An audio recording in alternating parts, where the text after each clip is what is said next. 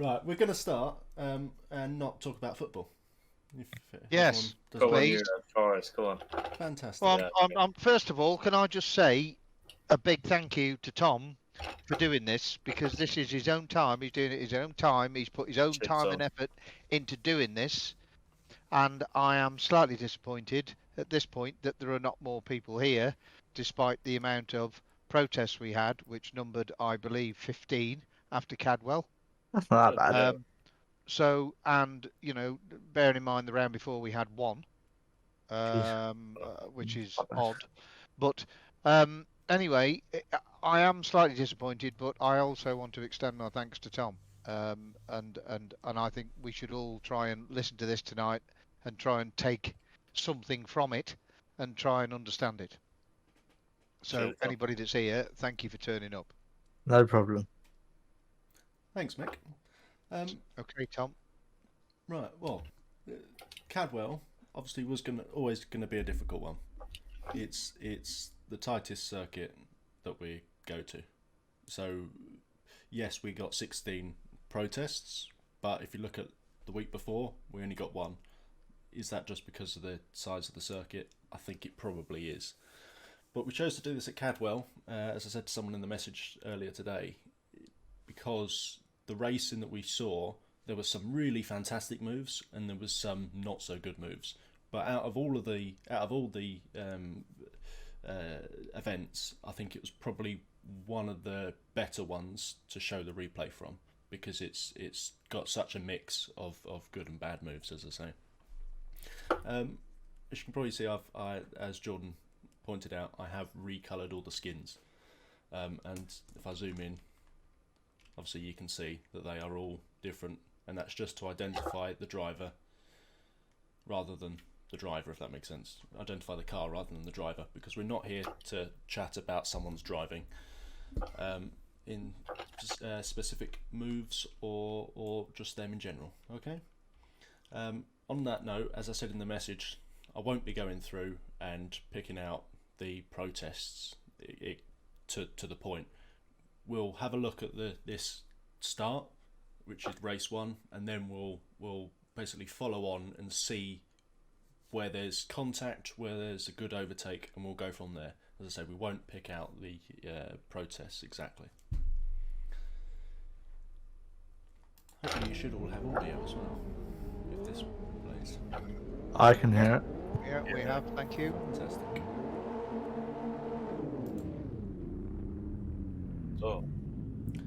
So I've slowed it down for 2 reasons. We watch that again. Watch the red car.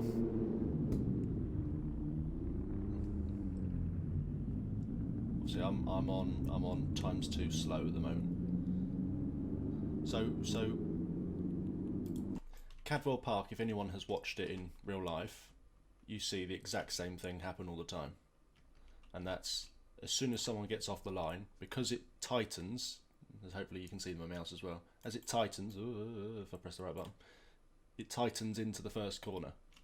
It doesn't look as much from obviously this point of view, but it does. So it looks, it's kind of tight towards the back of the grid, but it does widen, and then it narrows as we get into that first bit, which is why there was an incident in race 2. We watch that again, you can see that the red car got a slow start, which then meant that the light blue turquoisey car had to take avoiding action.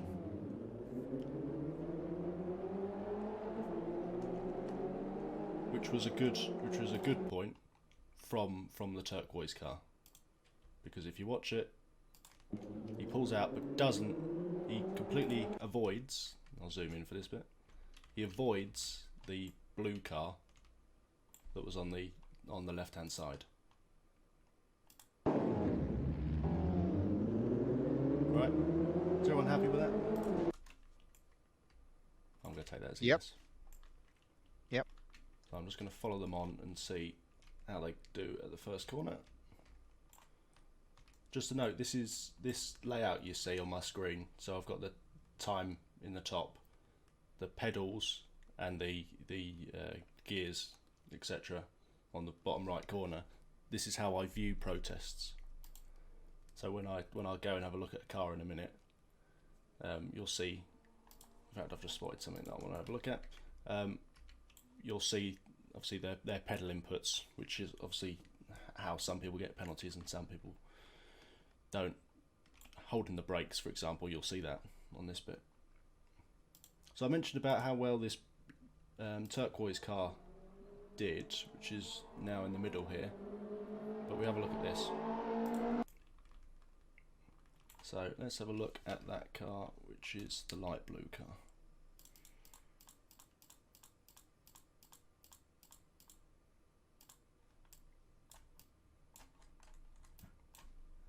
And what I'm looking at here is the sharp move that he seems to make.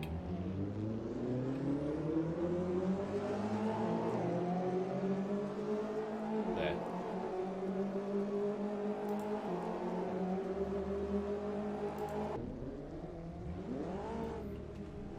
This is how most start line accidents happen at Cadwell, and it's just not needed.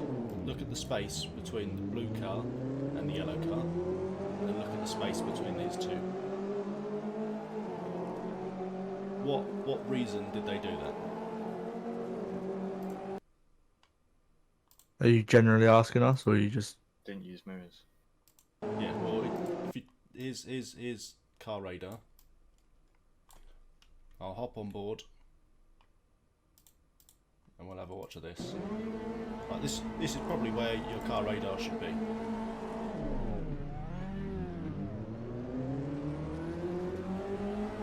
Still an overlap, still an overlap, still an overlap, and I'm turning right.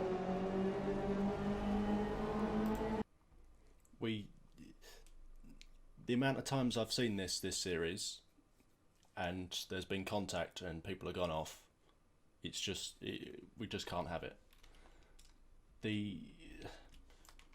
There's no real reason for this car to make that vicious move, because he's still faster than this other one, this turquoisey car.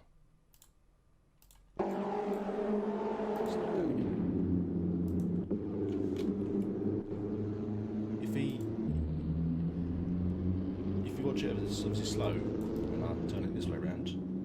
So he's what, 2-3 miles an hour quicker, I'd have said, than this other car.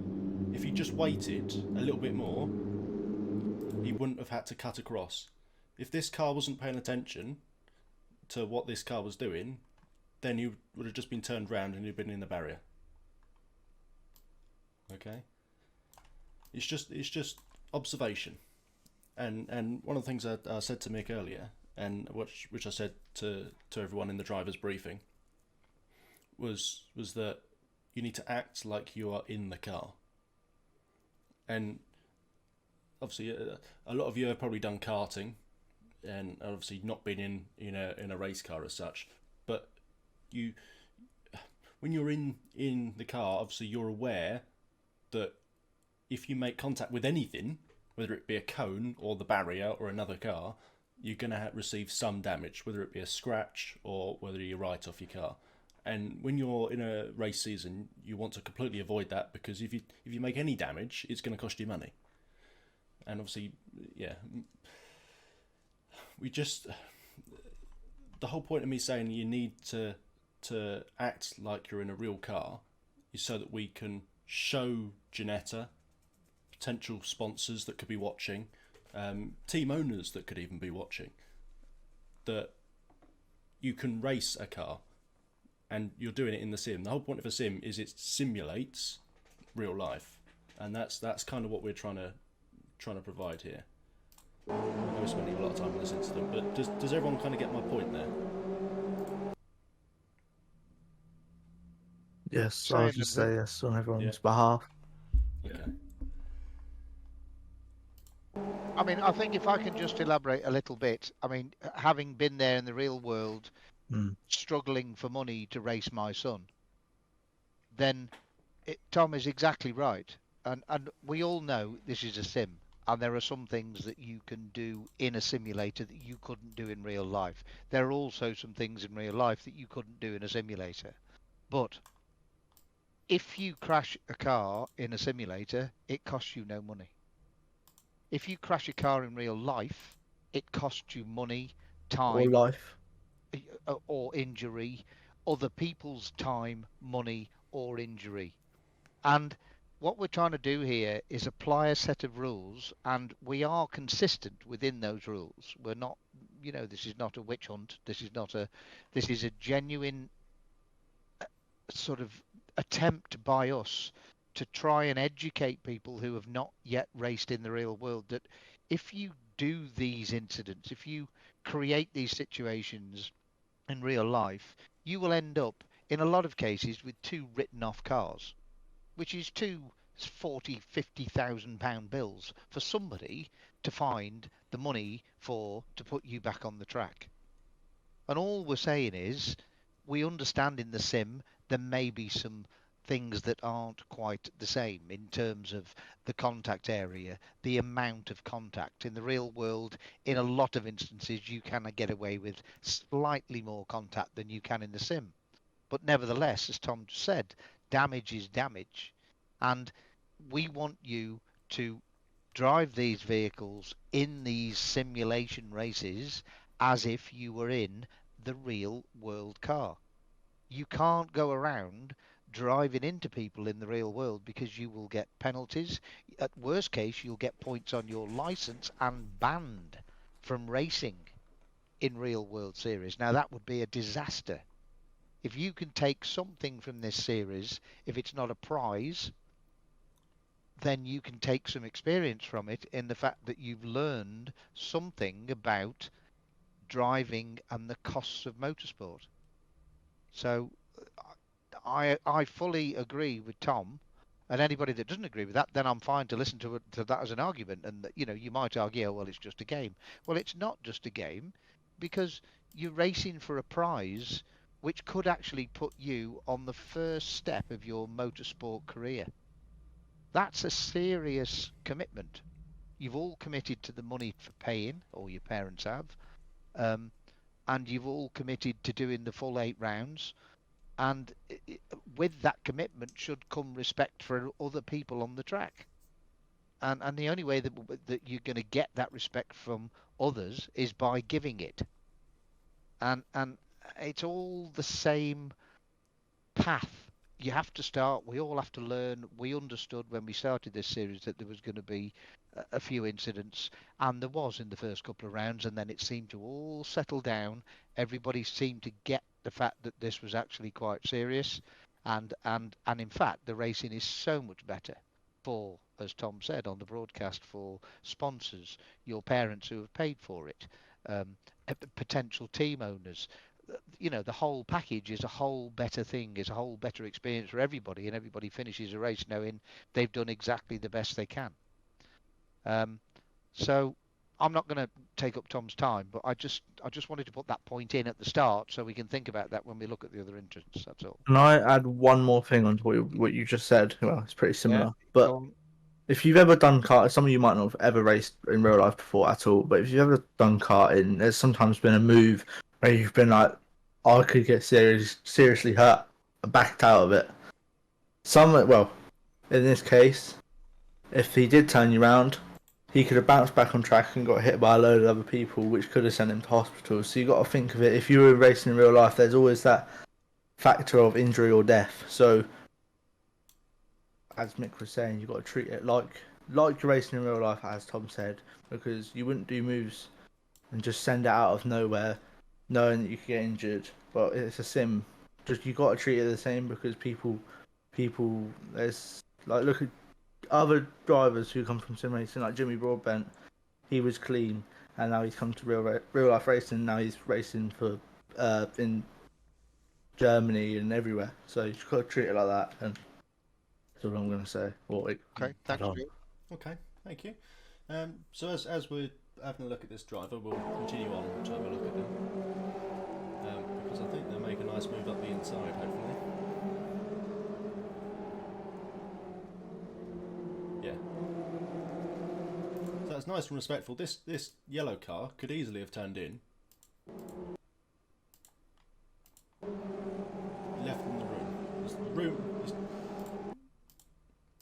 this is what I mean about room. As there's a few protests that I've said about leaving racing room. If we try and get to the apex, so that's kind of close enough. There's more than a car width to the edge of the circuit. Obviously, the edge of the circuit being the end of the curb. We're not going to go there with track limits again. So there's what, a car and a half width for this yellow car, and this blue car has left more than enough racing room for that car to continue on the inside. And the same on the exit. Obviously, the exit, you tend to run to the right of the circuit, and that's what this yellow car's done. But both cars are aware, bearing in mind you've got car radar on, of how far you are from each other and the edge of the circuit. And again here, braking point, more than a car and a half, and you've got like 2 cars width here, plenty of space. Braked perfectly, because I don't think there was any contact with that yellow car.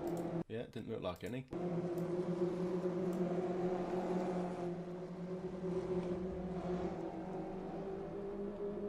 And then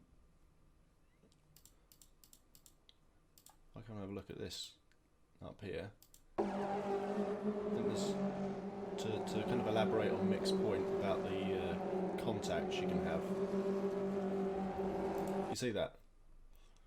You've got the bluey, purpley car and this grey car in front.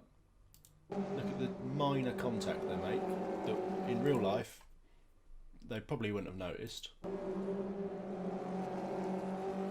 Just like that. He probably wouldn't have needed to do that. They probably would have just rubbed side by side. But because it's sim racing, and obviously the way the netcode thing works is obviously it's guessing your position basically, based on the internet speed and the car. You can see that the smallest touch that could have sent that person round. But in real life, as I say, they would have been able to get around that corner. But again, he's now needs a new rear wheel arch, and so does the light grey car. Obviously, no expense. Oh dear, what's happened in the background?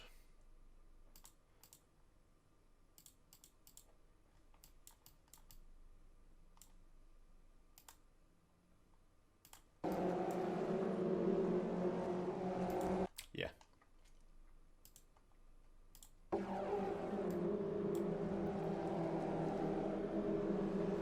So why did this happen? Right, one touch.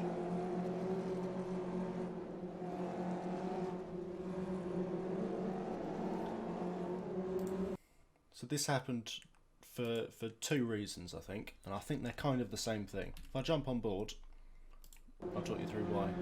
This driver in the green car is watching these 2 cars ahead, as you would be in real life. Even if you're karting or anything, you watch out the front window. They've made contact and notice that this car's now going off wider. So you got the light, I don't know what colour you'd call that, the turquoisey car again, and the yellow car are obviously running out wide. This car is trying to avoid them by taking you'd normally be releasing your steering lock now towards the curb on the exit. Instead, he's turned more right to try and avoid it, which obviously he's going to scrub some speed. If you notice the speed in the bottom right hand corner there, if we do that again, it goes from 66 to 65 as he turns more. So he's losing speed, turning even more now. He starts to lose speed, which is when the contact from the pink car comes along. So this car's trying to avoid the incident, whereas the pink car is already thinking, I need to get up the inside of this car. I've realised now that I am saying this car quite a lot. That's all right. Well, you can't really call it anything else because it's a green car or a pink car. Which is why I'm not a commentator. The green car's just overtaken the pink car. Yeah, we get it. Yeah. And obviously I've removed all the driver identification marks on the cars as well, so it's obviously hard for us. So this car, the pink car, is Yes. is trying to look up the inside of this green car, but they're not looking far enough ahead. Now, obviously, I know this is a junior series, and you're not going to be driving on the road or anything like that. Well, some of you might be sometime soon, but when you drive a road car, you should be looking not at the car ahead of you, but at 2-3 cars ahead of you, because that way you get the pre-warning of if that car makes an emergency stop for any reason, and obviously you can then see in your vision the 2 or 3 cars between you and that car that you're watching. And when I say watching, I'm not saying you're staring at that car, you're just paying attention to what that car's doing as well.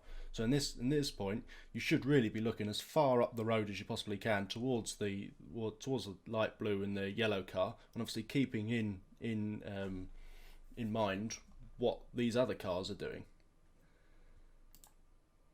So paying attention to this, obviously paying attention to make sure you don't hit the green car. So you've touched the green car here, and this is where you need to be a bit careful, going, right, okay, pay attention to that. If you slow it down at the right point, will help.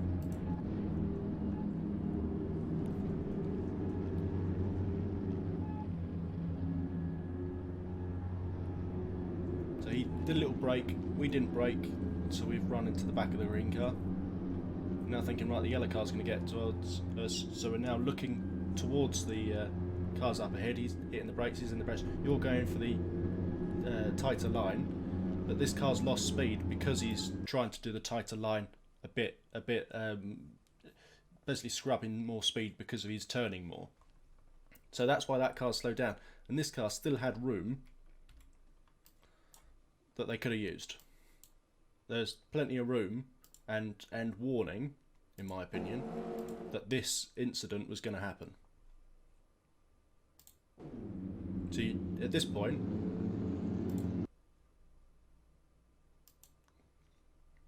I'll slow that down again. You can see that this incident's going to happen when you're on board. So at this point, this car should have stuck to the right hand side as much as possible to give this. You don't know where these cars are going to go. These yellow and turquoise car. So think of it as if you're in the car. If you make any contact, that could be your season done. You could end up in hospital and you could have a nasty injury. That's obviously worst case scenario, but you're gonna be. That's what you need to be thinking. Obviously, it's just a bit of a silly incident, really, because it's like a lot of the moves. He had space, a car's width, right, to avoid this contact. And ultimately, that's really hurt that person's race. Whoa. We'll have a look at this one, shall we? Right, yellow car. Let me guess, I've gone the wrong way. I've gone the wrong way.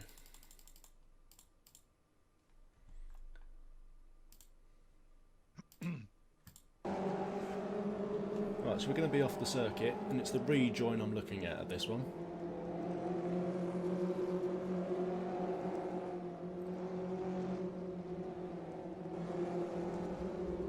The reason I'm looking at the rejoin is we're not really in control, and we've just rejoined, and immediately we've gone to try and defend. You're always going to be slower if you're on the grass. So you coming in, you should make the angle you're coming in to keep you to the left-hand side. You should blend onto the circuit, whereas this car has just turned onto the circuit. If they'd made contact and wiped people out, there would have been a nice big penalty for this car. So the angle that they came in was far too aggressive, because you've got a car, half a car's width to the left-hand side of the circuit, which obviously then squeezes these cars further in. It's just unnecessary.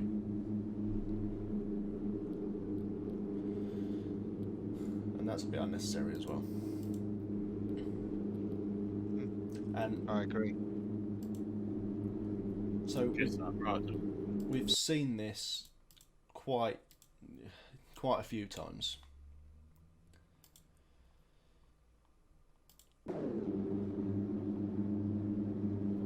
It's a tight circuit, and as I said in the driver briefing, if you remember, going 2 and 3 wide is a bit silly.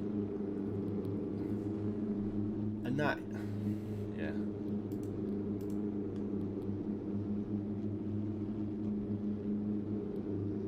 I mean, I'm not defending that green coloured turquoisey car, whatever we call it in the front there, but that could simply be the fact that there is no car radar on that car. Are they aware of the presence of other vehicles around them? Looks And like pink car. So, sorry, sorry, carry on. speak up, Harley. I'm saying it looks like the pink car hit the yellow car, which Yeah. meant the yellow car hit the turquoise, Yeah, which but meant the turquoise lost it. yeah. So hold on, let's jump on board and we'll play it nice and slow. Probably a bit quicker than that, so we actually get to the incident.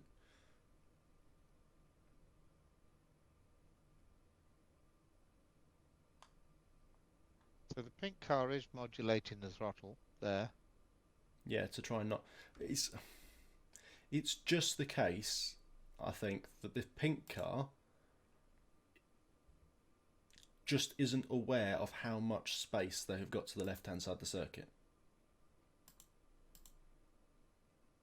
Yeah, I wonder if that's the view or the field of view, Yeah. perhaps on the software Well, I mean, or something. That's this is how I'd race, right? And at this point, if you haven't practiced, which is another point I was going to make a bit later on, if you don't do laps in the server, and I know Nathan's in here, but he does like 400 laps every single round. That, yeah, I can't tell you the benefit of doing that, and I'm sure Nathan will be able to say that as well. But by doing 10 laps before, you might know the circuit already, and you might know the car already, but you don't know how the two go together. And it's that you might be an expert in that circuit, but it's still the knowledge of how far you can move your car to the left-hand side of the circuit, how far you can push the braking point, all that sort of thing. It's the track knowledge of the car and track combination that is key, and is why, personally, I think obviously Nathan's very quick in himself, but I think the fact that he's doing 400 laps compared to others 5-10, for example, is a contributing factor as to why he's so far up ahead of everyone else. And I think part of this has possibly contributed to the pink car. Obviously, I don't know who it is at this point, but the fact that they have a car and a half width, yes, admittedly there's another car there, but this one's slower at the moment, and at the point of contact,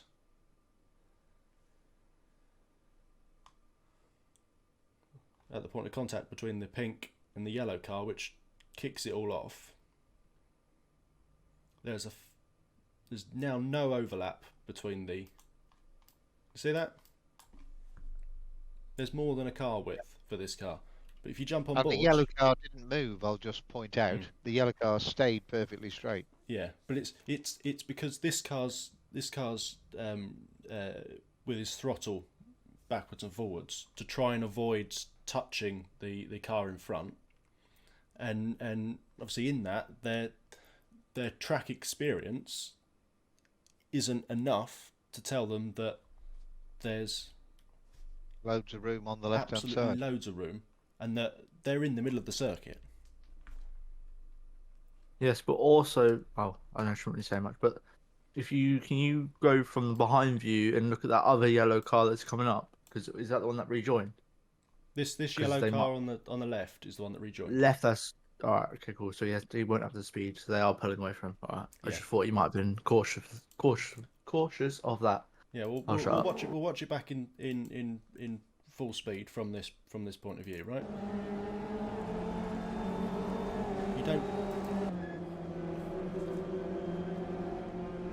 You don't see the dark yellow car come back on. You see it in the car radar. You only see it there, right? You just saw it ever so slightly. And at this point, they're trying to.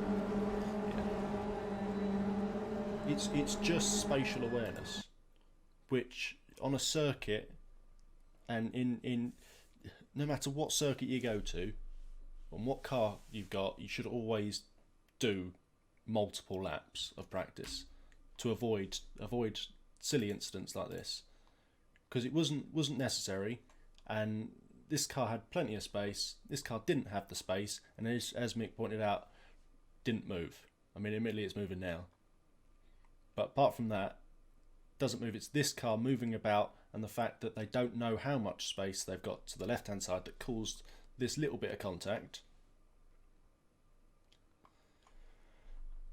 which in fairness is probably a racing incident, because it's not really their fault, but it is their fault, if you know what I mean. They could have avoided it if they had the experience of the circuit. It's just rookie racing, basically. Does anyone disagree with that? No, not at all. And I think, Fantastic. if everybody's honest with themselves in this chat, as people who maybe have not raced, it in a real world situation, will admit to the fact that, they are rookie racers, and this, regardless of your sim experience or real life experience, this you have to take this as seen, and everything I've seen so far is a perfectly valid explanation of the circumstances that I'm seeing. I'm not seeing anything that, if I thought Tom was incorrect, or maybe there was another point of view, I'd have been saying it, but there really isn't. It's about spatial awareness. It's about looking and making sure that you are aware of who's behind you, by the side of you, the width of the track, the width of your own car. And if you need to change your field of view in your software in order to get that better perspective, then make sure you do it. And if you don't know how to do it, ask us. We've said this from the get-go. We're here to answer anybody's questions about anything they've got.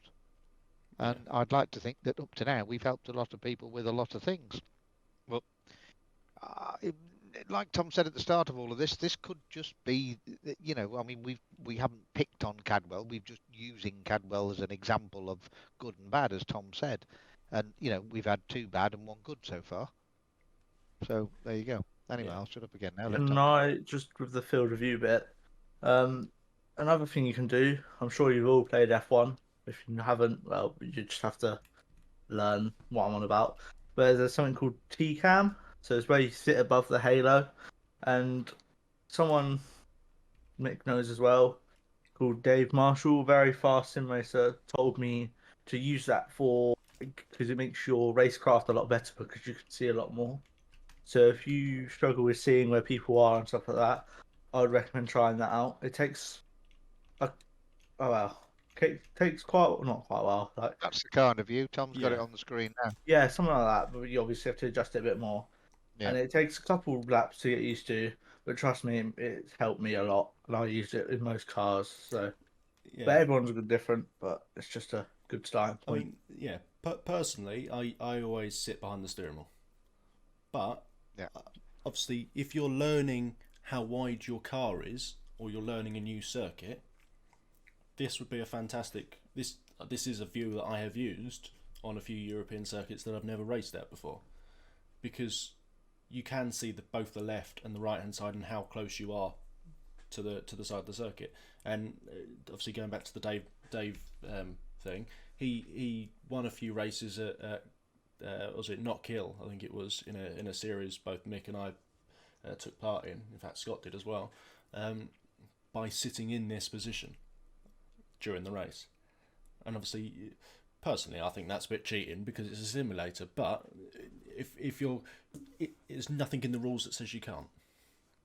No, absolutely not. But I think there's also a sweet spot with the field of view. It took me a year or more to understand field of view, and it depends whether you've got single screen, curved screen, wide screen, a standard 16:9 screen. The field of view will be different. But I've found, actually, now, having sold a lot of simulators and sold a lot of different screen setups for people, is that in in most cases, if you set your field of view to the number 54, then that is about the magic number. Some people might disagree with that, but for me, that gives me enough view of the inside of the vehicle to make it feel like I'm inside the car, and enough view of the track and my surroundings to know what's going on left and right of me and the width of the track. But you take it and try it is what I'm saying. Play around with that field of view because it does help. Okay. So I'm just going to follow this car again. Sorry, Tom. I've just noticed that we've still got 26 minutes and 53 seconds of your video to watch yet, and we've been here 40 minutes nearly. Yes, we've been here 40 minutes, and we're only 43 seconds into the replay, into the race replay. So we're doing quite well. I hope everyone's got plans for tomorrow. Right.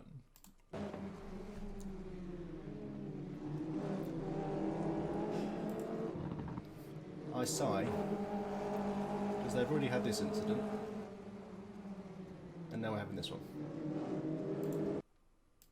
This car lost time, so there's no penalty to be applied, in my opinion. And it's this car's fault. Jumping on board, how could we have avoided that? Well, quite easily.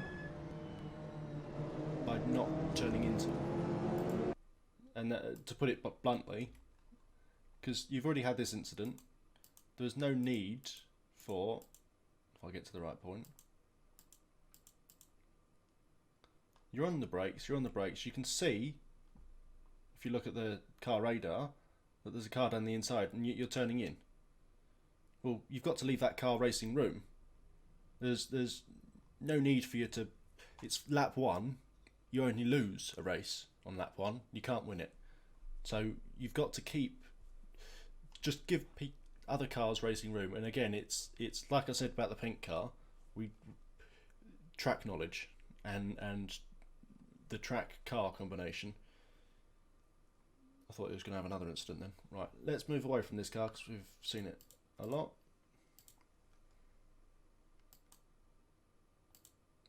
Oh, here's going to be something good then. Let's go back to here.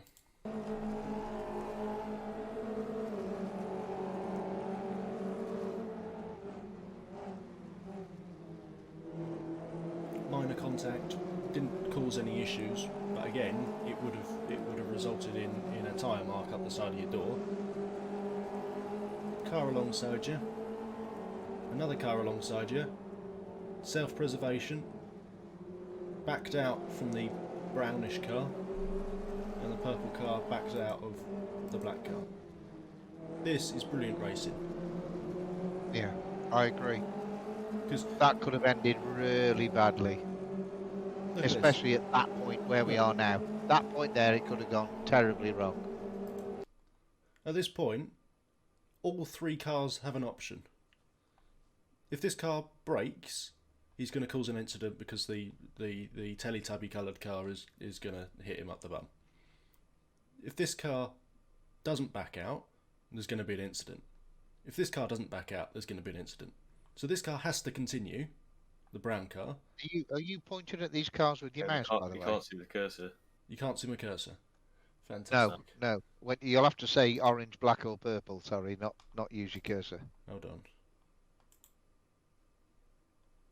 Probably have to change the Discord stream to screen instead of... Alright, okay.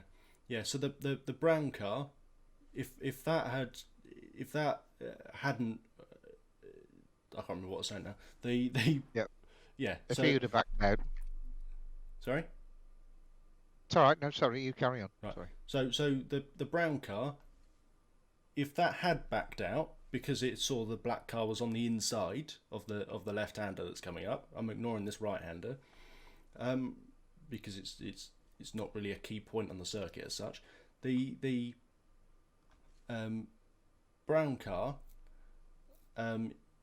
if that had backed up, then the purple car would have hit it. If the black car hadn't have backed out, then obviously it would have caused an incident with the brown car. Let me see if I can change this so I don't have to keep using more words. I think you'll have to change the Discord streaming.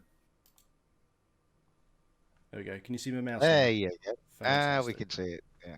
Fantastic. You see what I mean? At this point, this car's backed out.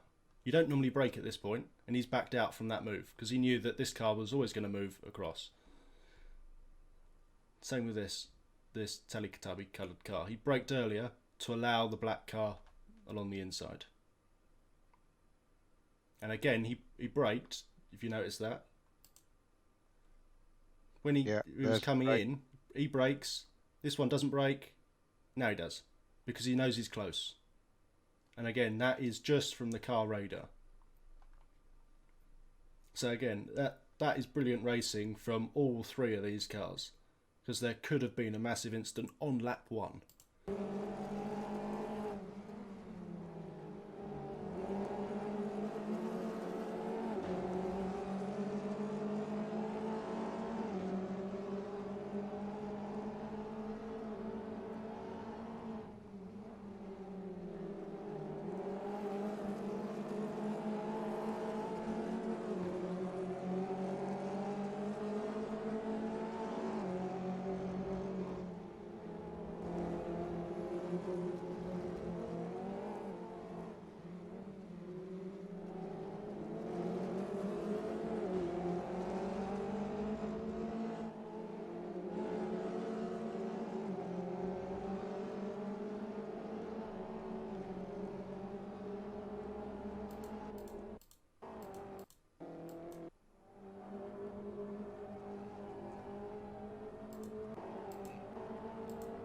Just flicking through to see if we can find anything else involving these cars.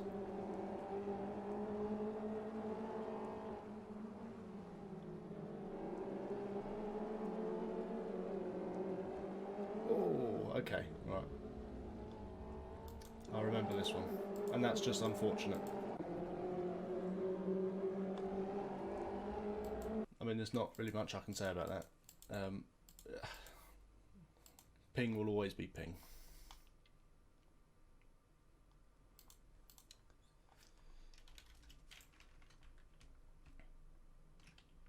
But again, I think it's useful at this point just to point out, from a IT bloke's point of view, that Tom's right. Ping is ping. There's nothing we can do about ping. It is out of our control, people's individual ping, and it can be affected by absolutely anything. Somebody turns something on in your house, it can affect your ping, and it's part of life. We have to accept it as sim racers, and that's what happens. And we do our very best to make sure that when we're reviewing these incidents, we take into account people's pings. We can test what their ping is at the time. We can see what the pings are during the race. And, people with high pings, unfortunately, do cause problems for other drivers. But it's one of those things that is completely out of our control, and it has to be accepted. It almost has to be anticipated by you. My driving instructor used to say to me that when you're driving on the road, you presume that everybody else in the road is an absolute raving lunatic, and then you pay more attention to what you're doing yourself. And it's the same with ping. You have to presume that car in front of you, if you're 2 centimetres from its bumper, could ping at any time and cause you a problem in a race. Sorry, I'll shut up now. So the reason I'm moving away from that is because there was a protest that obviously we've okay, all right, fine. Yeah. So generally, ping is a thing that we do take into account anyway. People should know that. Yeah, and the reason why I'm avoiding that now is because obviously that resulted in an incident which was avoidable, and it was avoidable because of a rejoin, and we've kind of already covered the rejoin at the very start. Okay. Because you just need, as I said in the track limits post the other day that I put up. It's if you're on the grey stuff and you're fully on the grey stuff and you're within the track limits, you have priority on that circuit. If you're on the green stuff, the grass, or the whitish stuff on this corner, you don't get priority. It's your I can't think of the word. It's up to you to rejoin safely. It's not up to the other guys to let you on, because you're the person in the wrong, basically. You shouldn't be there in the first place. You should keep it in the track limits. So you've got to try and rejoin safely. Obviously, the cars on the circuit, if they want to be polite, can move over to let you in, but they don't need to. So it's up to you to wait for a safe point to rejoin.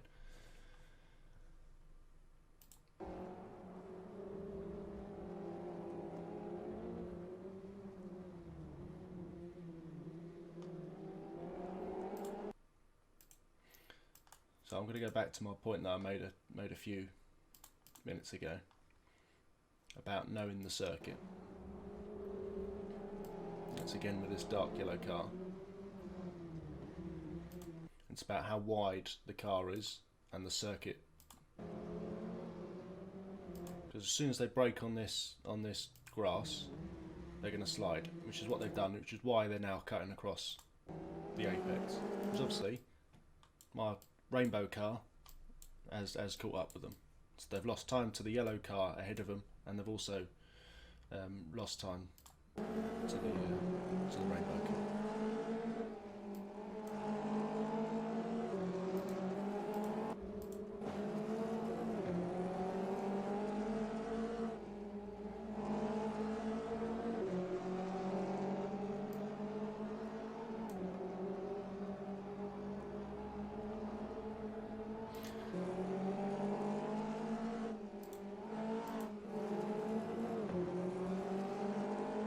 So the reason I'm having a look at this a few times is because I'm watching the throttle input.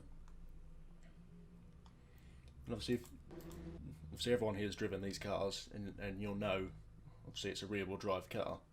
So watch, and if I slow this down, watch the throttle input and how the car behaves.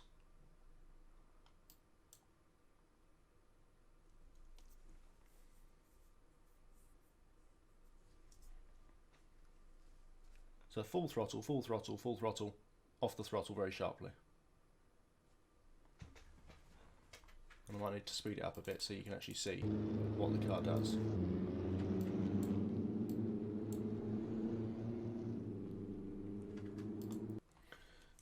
And I said this several times while we were at Goodwood, and Mick will probably back me up with this, about your throttle and brake inputs. You need to be smooth on them. And in this instance, it probably helped this car turn in because of the balance of the car. You see, sharp. When you're on the throttle, the weight of the car is all going to be at the back. So if you try and turn in, obviously your front tyres aren't going to have the grip. If they'd hit the brakes, then obviously all the weight of the car would have gone over the front of the car.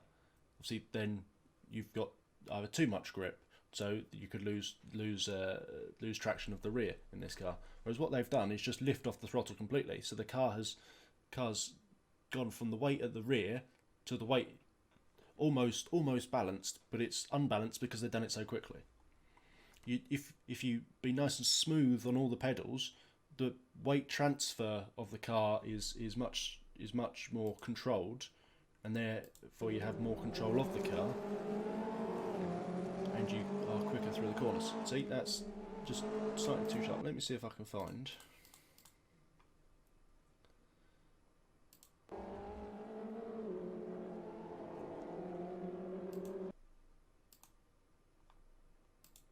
See the difference between this car.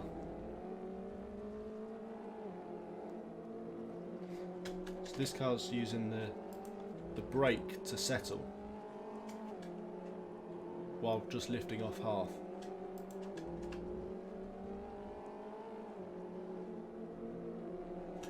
Right, does everyone kind of get my point there? Does that make sense? as he Yeah, broadens to absolutely. speed. And I think people, ought to be taking account of this, because it's very, very good advice, and it's stuff you don't get taught. Um, this is good advice, but also I think you should all understand that when we receive a protest, we don't just look at the replay and go, "Oh yeah, so and so's fault. That's it. Right, that's what we do." What we do is that we look at everybody's perspective of every incident with their throttle, brake inputs, their speed, their track position, every single angle from every single car involved, and other mitigating circumstances like other cars, for example, entering the track at the wrong angle and causing people to do things wrong, is all taken into account. And I think from our experience of this series so far, there have been some brilliant broadcasts, some great racing, and I mean that genuinely great racing. I mean, Andy McEwen, who commentates on this all the time, took his time to message me personally and praise everybody that's racing in this series and said that was great. Now, that's big praise from somebody like Andy McEwen, who commentates on TCR, British GT, Ginetta, and lots of other real world series. But spatial awareness is the biggest thing, I believe. The second biggest element that adds up to all of these protests is unfortunately practice. And I know I can't. All I can do is put the server on, open up the championship to you, and provide the prize fund. That's my job. I can't force you to do 100 or 200 laps practice a week. You can do that by choice, and my honest opinion is if you choose to do that, you will be better in your racecraft. Try and get on the server when other people are there, race against each other, have some fun, but enjoy the experience of learning the craft, because it is a craft. It's like any other skill you have to learn in life. You have to learn how to do this properly. Anyway, I'll Yeah. be quiet again now. Sorry, So- Tom. I'll keep interrupting. I do beg your pardon. No, please do. And the same goes for everyone else. If you have a question on the incident that obviously I'm showing, obviously I'm not looking at protests or an exact driver's incidents, in the interest of fairness. So if you do have any questions on this, obviously please just do pipe up and give us a shout. But on that point, if you ever take coaching, whether it be real life or sim, if you look at, for example, touring cars, so if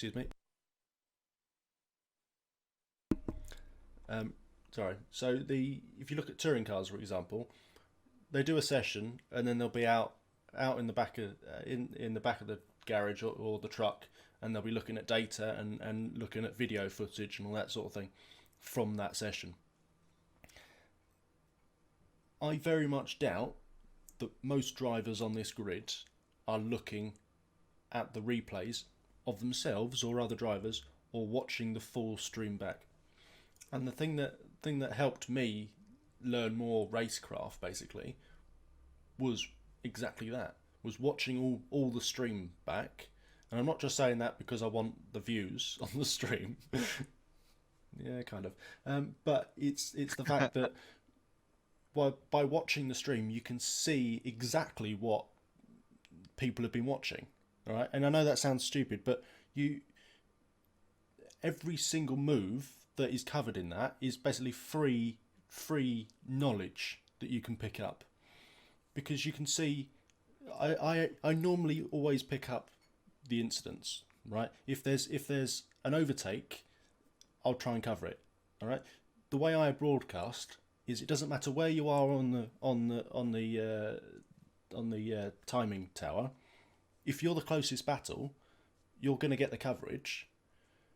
In which case, you look back at those live broadcasts and you see as many overtakes as obviously I've shown, and it's the knowledge of that incident, right? And I say incident, I mean overtake, because if this car, for example, that we're watching now, overtakes this yellow car nice and cleanly, you know how they've done that by watching them where they've braked and where the yellow car's braked, for example, and where they've turned in, etc. And it's exactly the same as touring cars. Going back to my original point, is the fact that they sit there and analyse everything they've done.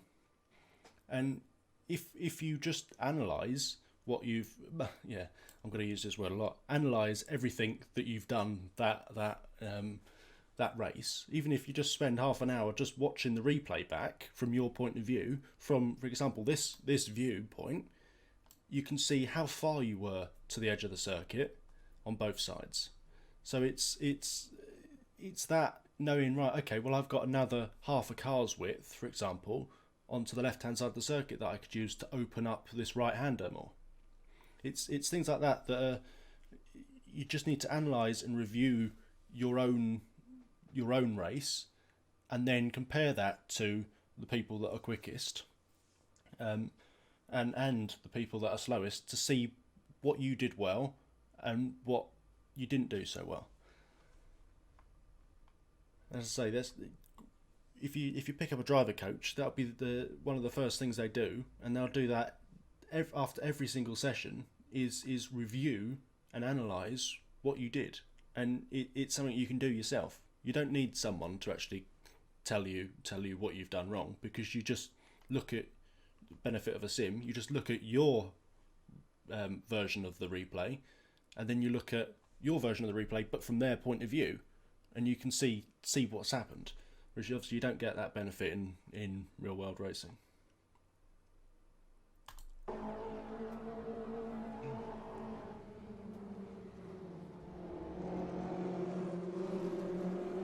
So the reason I picked up this one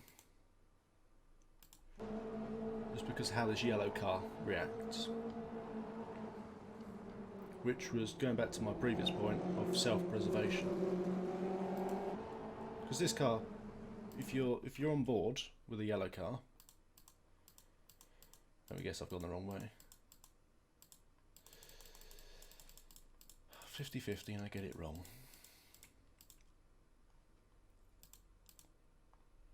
If you're on board coming up here, you've got your car radar in point of view, you're aware that there's a car behind you, and obviously you can see it in the rearview mirror. But as you're coming to the braking point and you're braking now, obviously they brake a lot later. Your instinct, if you're not paying attention to that, is to go for the apex. And this car didn't go for the apex because they had car radar, I'm assuming, in the correct position, and they could see that the other car had outbraked themselves. So they just left them with a bit of room. Probably a bit too much room, because they lost a lot more time than needed by going over the curb. But it was good racing from this car to avoid the incident. And as I say, self-preservation. We'll come back to this bit in a second. Self-preservation because they didn't want the contact, and in real life that would have saved them 2-3 grand for a new bumper, and obviously it would have saved the turquoise car from an expensive bill as well.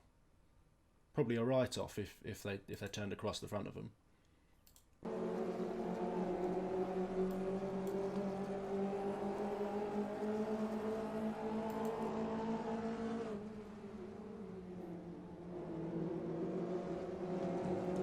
So I mean, there's a lot more room. So yes, you gave them the inside, but then you run too wide. So you could have not given them as much room. Obviously, it's better to give them more room than not. But obviously, there was time to get into. It's a bit naughty by this turquoise car, and so is that, because there wasn't. It's a right-hander corner. You have the inside to this, but there's no need to push this yellow car out. And obviously, they brake. And obviously lose a lot of time, so it's a bit naughty by the yellow car there, I think.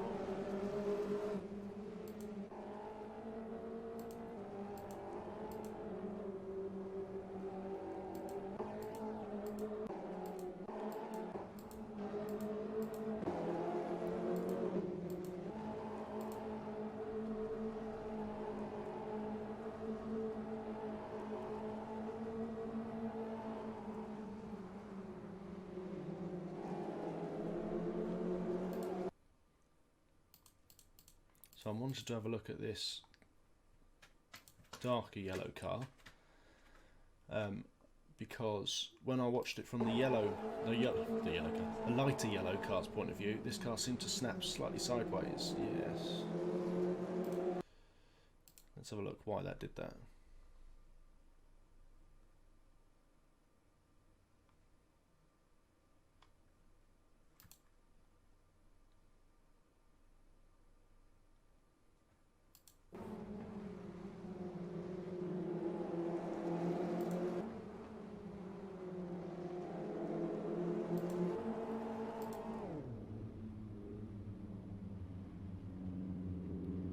Ah, right, okay. It's turning marks. Sorry, what was that? Who was that, sorry? Turning marks braking still. Yeah, So so I think it was more to do with the fact of how they came off the brake. If you watch the brake, full on the brake, which is great, you're meant to ease off it. Instead, that happened. And this is what I was saying about the weight transfer of the car. So, when you're braking, obviously all the weight goes to the front.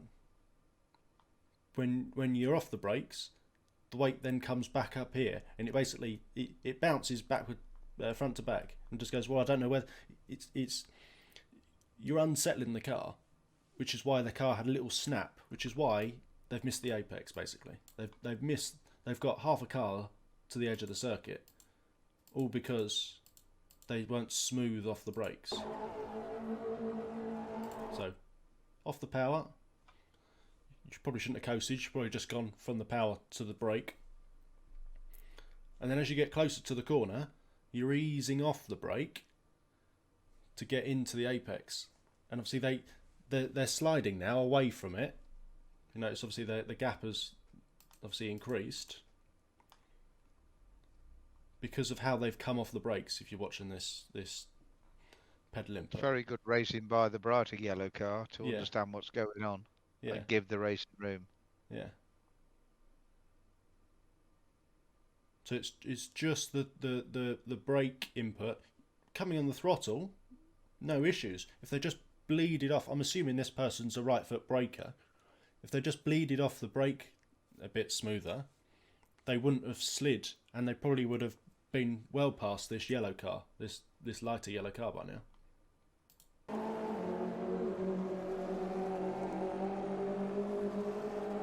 Oh dear. Oh yes. I think we need to avoid this one. So this is what I was talking about earlier. Okay, and we're not going to pay much attention to this because again, it's involved in a protest.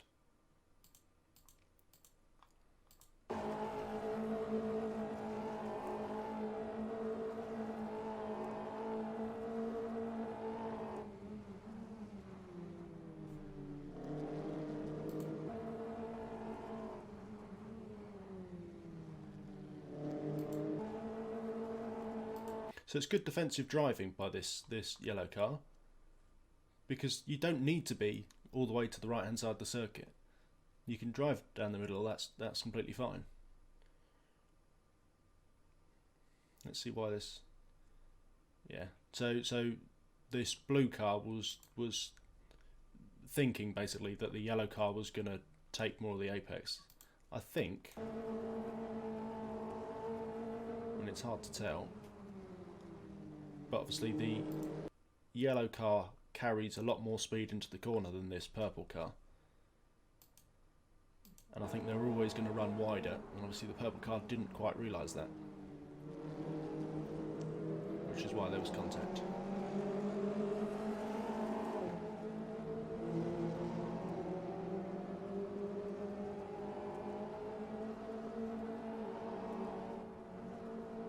Bit unnecessary, but at that point of the circuit,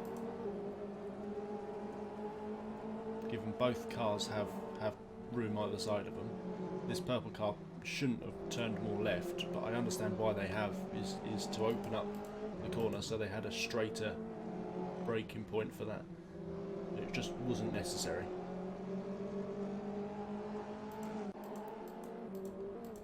Let's see if I can get further on and see if there's any more.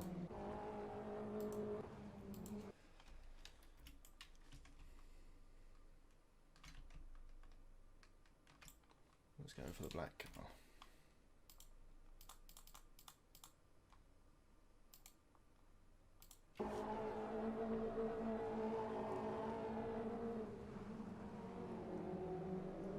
Again, similar incident there. Just the fact that the yellow car was thinking that they're either going to be past them or that the car was going to be more to the right hand side.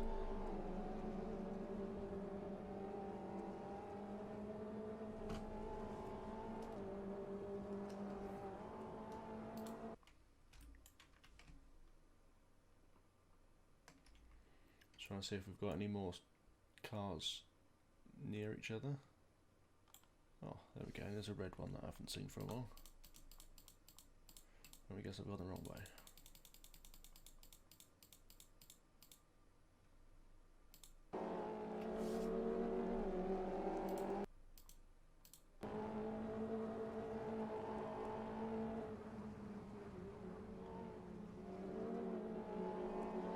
Again, this car does exactly the same with the brakes. Off. Oh, what happened to you? Back to you. Full throttle, full throttle, full throttle. Coming up to the braking point. Now, you can't treat the brakes like a switch. You're going to have to blend off them. But why did the yellow car lose speed?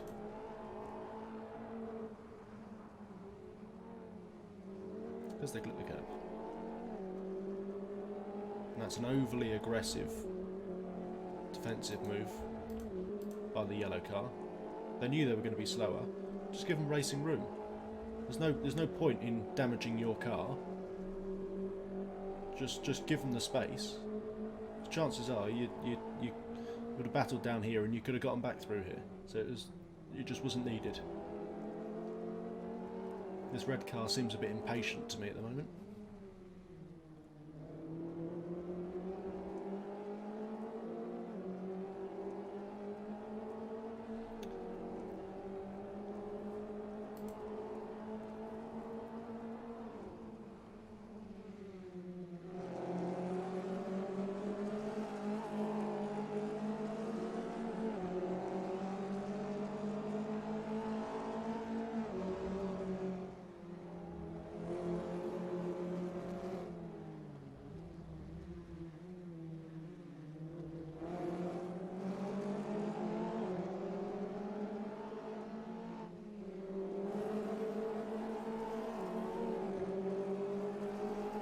Stick with this to see if there's any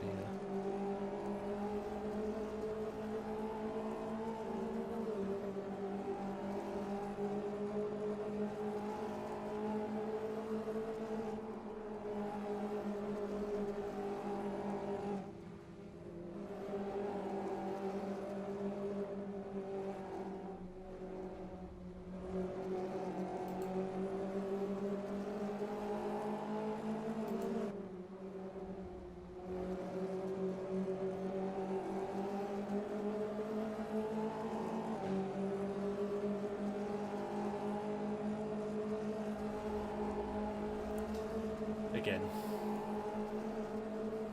Just racing room again, really there. Oh. Yeah, I think that was in a protest. Sure, that's running someone off track, though, isn't it? Yeah. That yellow car. Yeah. Again. I mean, they were slow. They were slow out of the corner. Well, then they held each other up with this Yeah. overly aggressive defensive move here. Yeah. This is what I was saying. It just isn't needed. But for the points they're battling for, I mean, I'm assuming. Trying to find what? So they are 5th, 6th, possibly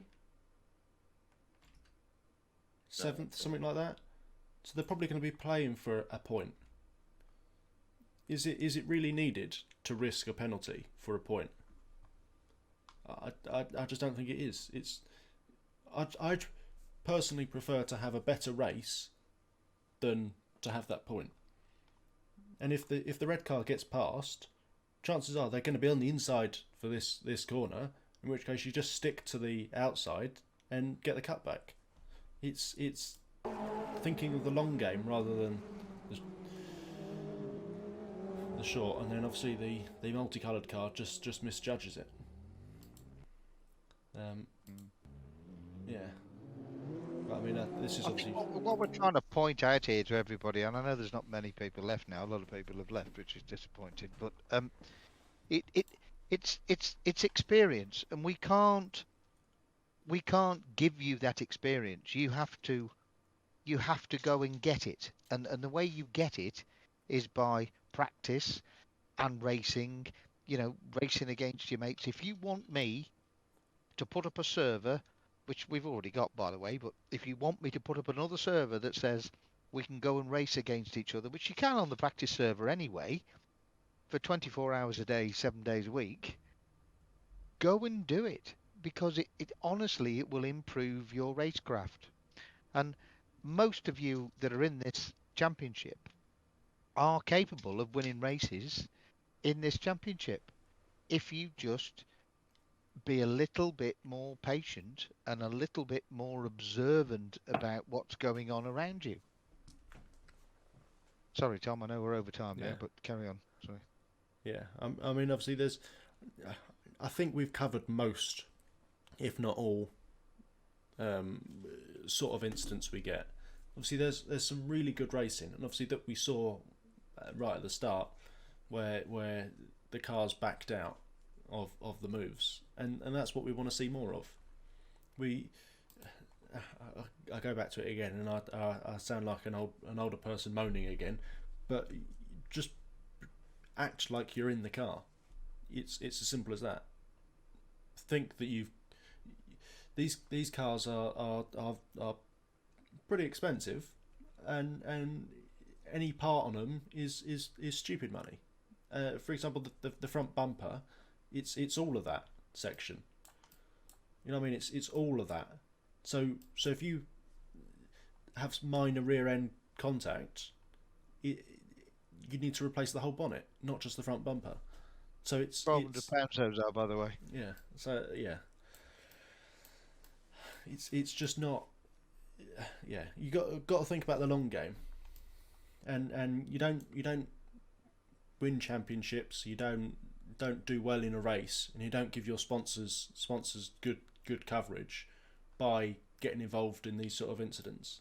Yes, you'll get the TV coverage if you're side by side, but if that side by side ends in a big accident, then all you're not really showing your sponsors in very good light, are you? So yeah, we've just got to think about what people are viewing, and as I say, the way I broadcast is trying to show the nearest battle, and when I can't show the nearest battle, then I go to someone that potentially hasn't had coverage or is setting a fast lap time. So yeah, I don't. Does anyone have any questions? You're all gone to sleep. It's the sound. It's the sound of my voice that I'm now losing. Yeah, I can tell that. You've been talking a lot, mate. You have been talking a lot. Yeah, sorry about that. So has anybody got anything to say? I think so. Okay. Okay. Well, that's interesting. Yeah, I mean, I can only hope that people found it helpful, really, because I mean, look, as Mick said right at the start, obviously I don't get paid for this hour 15 minutes and the prep that's gone into this thing. I mean, obviously I've recoloured all the cars in the hope that we can try and avoid naming and shaming drivers, as I just don't think that's fair, and it's not what I'd want. But it's a lot of time goes into these series, and as I'm sure Mick said in the past publicly, but we're not in it for the money. We're in it to try and help people have fun and get people ready for in real life racing. And obviously, and also, you know, I mean, I also don't want this series because it's a highly prestigious thing to get a place in this Ginetta Junior Scholarship for the eventual winner of this series. I don't want the eventual result of this series, regardless of where anybody finishes in the points table, decided on a penalty point. I want it decided on clean, fair racing, where everybody knows, hands down, that guy who beat me did a better job than I did on the day. Not he didn't run into me. You know, no championship penalties, unfortunately, are a part of motor racing, and you see it go on in Formula One, in touring cars, and some decisions people agree with. Just like when you're watching football matches, everybody hates the referee, and that unfortunately every sport has to have a judicial process. We have a judicial process. It's fair. It's based on a set of rules which are consistent, and we apply the same set of rules to every single protest. This session is not about discussing protests, as Tom said. What it is about is pointing out to you that there are reasons these incidents happen, and in the majority of cases, it's not people deliberately trying to hit somebody off, as some of the protests we get say. It's not like that. There isn't. I don't think there's anybody who's paid the money for this series who's serious about progressing their motorsport career would be as silly as to jump on a racetrack and drive somebody straight off the track. Nobody does it on purpose. It's experience and to a point, in some cases, ability. And we're trying to give you the best opportunity we can by providing this series to learn your craft and become better at what you do. And I would be so proud, and so would the rest of the team, if one of you guys, whoever it is that wins this series, enters that junior scholarship and wins that scholarship and ends up on a racetrack this time next year. You can say, look at me, I'm racing in the Ginetta Junior Series. That is our goal. Not about profit, not about trying to pick on people. It is about giving you the opportunity to improve and giving you that first step on the motorsport ladder. And genuinely, that's where we are. And if you understood the time and effort that we have to put in over a weekend, evenings, discussing all these protests, we do this, and it's a painful process because we don't want to be giving penalties to anybody. It's the same for the driver of the round. When we look at the driver of the round, which is a good thing, we have a same decision. It's an agonising decision because there's lots of people every week who would qualify for that driver of the round. We have to choose one, like there will be one winner. So I just wanted to let you all know that we're doing it all for the right reasons. That's all. And just try and keep the rest of the series as clean as we can. Just race fairly and enjoy yourselves, and come out the other end of it having learned something. And if there's anything I can do, or any of the team can do, to help you between now and the end of the series, then just drop us a message and we will do our best to help you. That's it from me. I'm out. Yeah, thanks, Mick. Yeah, I mean, I don't have anything to add to that, and if there's no questions, then I think we'll leave it there for today.